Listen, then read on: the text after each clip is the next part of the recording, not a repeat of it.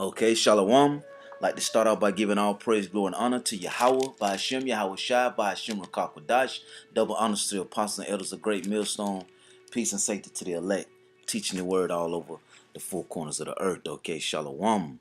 The This is Psalms 105 and 14. It says, He suffered no man to do them wrong, yea, he reproved kings for their sakes, saying, Touch not mine anointed and do my prophets no harm.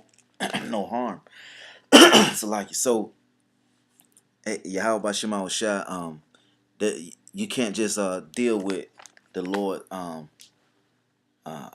people any kind of way. There's consequences for it, and what's going to end up happening is that the way that Esau, the so-called white man, want to destroy uh, the Israelites, and Yahweh Shema Shai is going to take and destroy them with the same devices that they made for destruction, which they want to use the nuclear missiles and try to take down other kingdoms and other and fight the Lord Yahweh Shema Shai with. Yahweh Shema Shai is gonna have them to fall in their own trap. Okay, gonna use those weapons that he made, that he had Esau to make, the Smith. Okay, ain't gonna use it on them. He gonna gather them and use those same weapons on them to destroy Esau. So the point of it is that you can't deal with Yahweh Shema Shai and his people, and whatever you try to set up, whatever trap you try to set up to catch the Lord's people in, whatever ever net that you try to use to catch the Lord's people in, then Yahweh Shema Shai turn right around and use that same net to have you captured. Okay, or whatever, turn around and use that same trap that you had for us to get your own self trapped. So however you plan on destroying us, then Yahweh Shema Shai gonna use it. He'll let you be destroyed by your own wicked devices. Okay, and I'm gonna read a little bit of the account here in Esther chapter 3, and then we're gonna skip a few chapters. But Esther chapter 3 verse 8, it says, and Haman said unto King Ahar Ahar Ahar Salaki, King Harut Salaki, I can't get the pronouncing that Asuris. It says, There is a certain people scattered abroad and dispersed among the people in all the provinces of thy kingdom, which were the Israelites he was talking about. And it says, And their laws are diverse from all people. Right. And our laws are diverse from all people. Okay, why? Because Yahweh Shema Shah chose us. Okay, he set us above everybody else. Meaning he gave us what? The laws, statutes, and commandments. Okay, he didn't give them to everybody else. So yeah, of course our law is different because we are the righteous, and you Edomites, which are the so-called white people, are the heathens. You are the wicked. It says, therefore it is not for the king's profit to suffer them. So here it is. Haman wanted the king to do away with the Israelites. Verse 9, it says, if it please the king, let it be written that they may be destroyed. See? And I will pay 10,000 talents of silver to the hands of those that have the charge of the business to bring it into the king's treasury. See? So here it is. That's what Haman took to the king. And King Ahasuerus, and told him the Israelites living by different laws. They ain't going living by the laws that you put out. So you might as well just destroy them. And I'm going to pay 10,000 talents of silver to whoever destroy them. You know. So it said, and the king took his ring from his hand and gave it to Haman, and the son. So the king gave Haman his ring, okay, and it says the son of Hamadiah, Hamad, Hamad, Hamadad, Hamad da da Hamadir da the Agagite, and said the Jews' enemy. So the Agagite was the Jews' enemies. Okay. It says, and the king said unto Haman, the silver is given unto thee, the people also to them, to do with them as it seemeth good to thee. So you got the okay. He got the okay from the king. Jump down verse 13. It says, and the letters were sent by post unto all the king's province to destroy, to kill, and to cause to perish all Jews, both young and old, little children and women, in one day, even unto the 13th day of the 12th month, which is the month of Adar, and to take the spoils of them for a prey. Right. So you kill the women, children, old, young, you kill them all. Okay. And you take the spoils for a prey. See. So here it is. That letter was sent out. It says the copy of the writing for a commandment to be given to every providence. So every providence over the whole kingdom. And it says was published unto all people that they should be ready against that day. So here it is, sent it out. Said, listen, all y'all Agites, y'all be ready. And when that day come, we're gonna deliver this. Okay. Now, what ended up happening is that Esther found favor in the king's sight. End up um, he ended up choosing Esther, you know, and then uh, Esther and Mordecai, you know, they had the plan to tell the king, you know, uh, to free her people, but she went about it in a very elegant, nice, mannerable way. She was always um, used the correct words at the correct timing. You know, I always said, you know, if you find favor and if I find favor, you know, so she always did it the correct way, and the Lord ended up using her to save Israel. Okay, so over in chapter 7, 7 and let me see.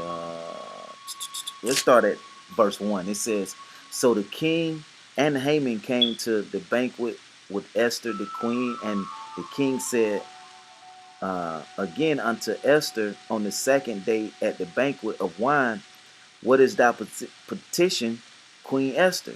And it shall be granted thee. And what is thy request? And it shall be performed even to the half of the kingdom. So basically saying, Esther, whatever you petition and whatever you request, I'm going to give it to you even the half of the kingdom. Now, in the midst of all of this, so like in the midst of all of this, Haman had built the gallows to hang Mordecai on. Okay, because he didn't like Mordecai. Because why? He was an Israelite. You see, so he didn't like him. So he had, you know, came built this big gallows to kill Mordecai on. Okay, so back in verse 3 it says, then Esther the queen answered and said, if I have found favor in thy sight, O king, and if it please the king, let my life be given me at my petition, and my people at my request. For we were sold, I and my people, to be destroyed, to be slain, and to perish. But if we had been sold for bondmen and bondwomen, I had held my tongue, although the enemy could not countervail the king's damage. Then King Ahasuerus answered and said unto Esther the queen, who is he, and where is he that durst presume in his heart to do so? So where the man at that desired to destroy the Israelites? It says, and Esther said, the adversary, the enemy. See, the adversary, the enemy is the wicked Haman. Then Haman was afraid before the king and the queen. See, so Haman was the wicked, okay, and he represents you Edomites. because they have always sought out to destroy the so-called blacks, Latino, Native Americans. Okay, Psalms 83. They took away the name, came up with one consult. It says, verse 7. It says, and the king arising from the banquet of wine in his wrath, so king was mad, went into the palace garden, and Haman stood up to make a request for his life to Esther the queen, and he saw that there was evil determined against him by the king. So here it is. He saw he about to stand up and say something, but he seen that the king was angry, you know. And then it says, then the king returned out of the palace of garden into the palace of the banquet of wine, and Haman was fallen upon the bed whereon Esther was. Then said the king, will he force the queen also before me in the house? As the word went out of the king's mouth, they covered Haman's face. See? So here it is. The Spirit of the Lord set all this up. Set it up to where he had Haman drunk, laid over. And then here it is. The king see that. Okay, oh, now he want to take my woman too in my house. You see? Which he already was upset with it. So verse 9, it says, and Harbanon, one of the chamberlains, said unto king, behold, also the gallows, see, the gallows 50 cubits high, which Haman had made for Mordecai, who had spoken good for the king, standeth in the house of Haman. Then the king said, hang him thereon. So this gallows that Haman had in his house that stood 50 cubits high, the gallows that stood 50 cubits high. Here it is. The chamberlain said, what? King, hang Haman on there. See that? So they hang Haman on the gallows that he had prepared for Mordecai. Then was the king's wrath pacified. It says, um, so that's the example that I want to show right there. You know, any type of whatever trap our enemy have set up for us, Yahweh Shema Shah can take that same trap they have for us and use it to trap them, to destroy them with. What you gonna use those ICBM missiles to destroy them? Okay, you know, here it is. They they had us in captivity, still have us in captivity, all through this power of Yahweh Shema Shah. He allowed that. Guess what? We're gonna do the same thing to them. We're gonna do the same, and they know it. Okay, they know that they're gonna be in captivity up under us. Okay, it's this chapter 8, verse 1. It says, on that day did the king Assuerus give the house of Haman, the Jews' enemy, unto Esther the queen, and Mordecai came before the king, for Esther had told what he was unto her. That's right, told the king their relationship. Okay, and he gave what? All of Haman's house unto Esther. It says, and the king took off his ring, which he had taken from Haman. Remember, he gave Haman the ring back in verse 3, chapter 3, gave Haman the ring. Okay, he took the ring back from Haman, and now look what he's doing with the ring. It said he said the king took off his ring, which he had taken from Haman, and gave it unto Mordecai. And Esther set Mordecai over the house of Haman. So here it is. The Haman wanted to destroy Mordecai. Now here it is, Mordecai ruling over your house. See, you can't deal with Yahweh Shema Shah people however you think you can deal with them now. If Yahweh Shema Shah don't grant it, you out of order, and Yahweh Shema Shah gonna deal with you. It says, and Esther spake yet again before the king, and fell down at his feet, and besought him with tears to put away the mischief of Haman the Agagite, and his device that he had devised against the Jews. Then the king held out the garden scepter toward Esther. So Esther arose and stood before the king and said, if it please the king, and I have found favor in his sight, and the thing seemeth right before the king, and I be pleasing in his eyes, let it be written to reverse the letters, the verse by Haman, the son of Hamadiah, the Agite, which he wrote to destroy the Jews which are in all the king's providence. See that? For how can I endure to see the evil that shall come upon my people? Or how can I endure to see destruction of my kindred, of my cousins, my people? Then the king Ahasuerus said unto Esther the queen and to Mordecai the Jew, behold, I give Esther the house of Haman, and him uh, they have hanged. It says, and him they have hanged up on the gallows because he laid his hand up on the Jews. See that? Why? Because he laid his hand up on the Jews. See that? You can't deal. You can't, hey, touch not the Lord's people. It says, write ye also for the Jews as it liken you to the king's name, and seal it with the king's ring. For the writing which is written in the king's name and sealed with the king's ring may no man reverse. So here it is, and the scribes went on and they wrote the letters, sealed them, okay, and sent them out throughout the whole province and said, look, y'all better not touch, okay? Y'all better not touch the Israelites, the Jews, okay? So yeah, it's a great story, okay?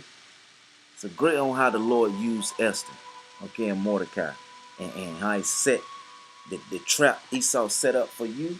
The Lord gonna take and put Esau and let him get captured in his own trap. And ain't nobody gonna be able to deliver him. Nobody. You will not be delivered. Okay? The only thing will be delivered to you is what? Being servants and building up the kingdom, okay? And getting your ass whipped, okay? That's it. Big boy chains, you know, because you shouldn't have never put your hand on Yahweh Shema Shai's people, okay? The chosen. So with that, I'd like to give all praise, glory, and honor to Yahweh, Ba'ashem, Yahweh Shai, Ba'ashem, Kakodash. Double honors to the apostles and elders of great millstone. Peace and safety to the elect. Shalom.